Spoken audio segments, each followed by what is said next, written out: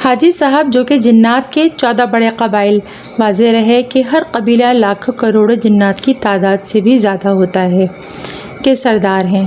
ان کی عمر سینکڑوں سال ہے، بہت زیادہ متقی اور پرہیزگار ہیں، خاص طور پر حلال و حرام کے بارے میں خصوصی خیال رکھتے ہیں، اپنے ہر اس جن کو سزا دیتے ہیں جو کسی کے گھر سے مالک کی اجازت کے بغیر کھا پی کے آ جائے یا کسی کے گھر سے زیور یا رقم چوری کر لے۔ حتیٰ کہ ایک دفعہ ایسا ہوا کہ میں حاجی صاحب کے ساتھ ان کے پوتے کے نکاح کے سلسلے میں قراقرم کی سنگلاخ ہزاروں فٹ اونچی پہاڑیوں میں تھا۔ میں نے بیٹے کا نکاح پڑھانا تھا۔ کروڑوں جنات اکٹھے تھے، جن میں مرد، عورتیں، بوڑھے، بچے، جوان سب تھے۔ سنت کے مطابق نکاح تھا۔ نکاح کے وقت لڑکے کی عمر 185 سال تھی۔ ابھی جوان ہی ہوا تھا کہ انہوں نے اس کی شادی کی فکر شروع کر دی تھی۔ نکاح کے لیے اکٹھے ہوئے تو لوگوں نے حاجی صاحب اور ان کے بیٹے عبدالسلام جن کو بے شمار ہدیے دیے۔ صحابی بابا بھی ہمارے دائیں تشریف فرما تھے۔ ایک خوبصورت زیور کا سیٹ ایک پکی عمر کے جن نے لا کر دیا۔ چونکہ حاجی صاحب ہر ہدیے پر نظر رکھے ہوئے تھے، اس سونے کے بھاری سیٹ کو دیکھ کر چونک پڑے۔ ان صاحب کو بلایا اور پوچھا یہ کہاں سے لیا؟ وہ خاموش ہو گئے۔ پھر پوچھا کہ کہاں سے لیا؟ اب ظاہر ہے وہ اپنے آقا اور سردار کے سامنے جھوٹ نہیں بول سکتا تھا۔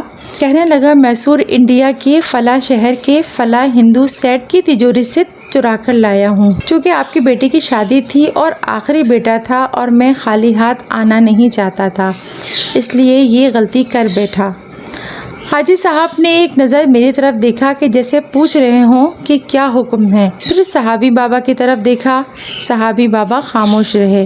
یہ ان کی اکثر عادت ہے، جب میں موجود ہوں تو وہ خاموش رہتے ہیں، اس لیے نہیں کہ میں ان سے بڑا ہوں، اس لیے کہ وہ مجھ پر نہایت شفقت فرماتے ہیں۔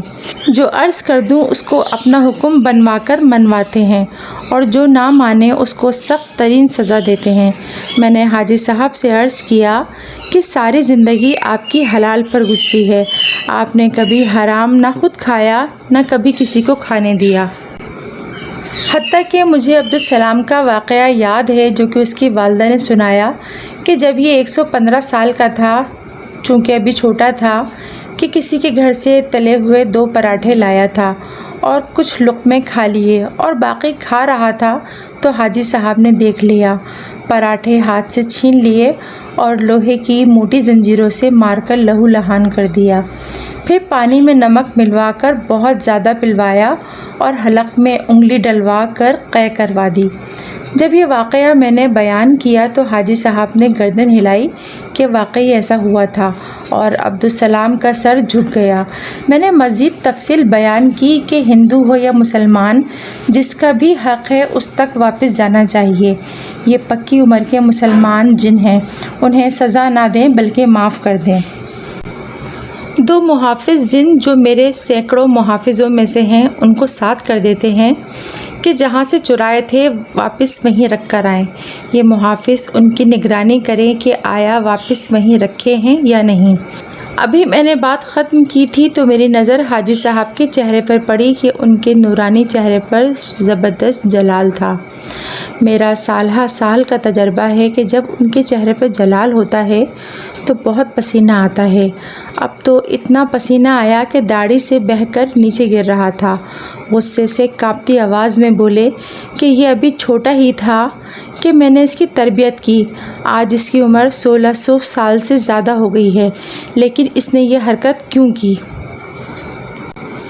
آپ چونکہ میرے مرشد کے خلیفہ ہیں اور وصال کے وقت مرشد ہم سب قبائل کو آپ کے سپرد کر گئے تھے، لہٰذا اجازت دیں کہ اس کو سزا ملنی چاہیے اور اس کی قید کا حکم ملنا چاہیے۔ میں نے جب یہ صورت دیکھی کہ اب حاجی صاحب سخت جلال میں ہیں، میں اگر قید کا حکم نہ دوں حاجی صاحب مان تو جائیں گے، لیکن ایک کی قید سب کروڑوں جنات کے لیے نصیحت بن جائے گی، تو میں نے عرض کیا کہ حاجی صاحب جیسے آپ کا مشورہ ہو، میں آپ کے ساتھ ہوں۔ بندے نے اسی وقت اپنے محافظ جنات کو حکم دیا۔ انہوں نے اس شخص کو اسی وقت زنجیروں میں جکڑ کر ٹھٹہ، حیدرآباد، سندھ میں مکلی قبرستان کی بڑی جیل میں پہنچا دیا۔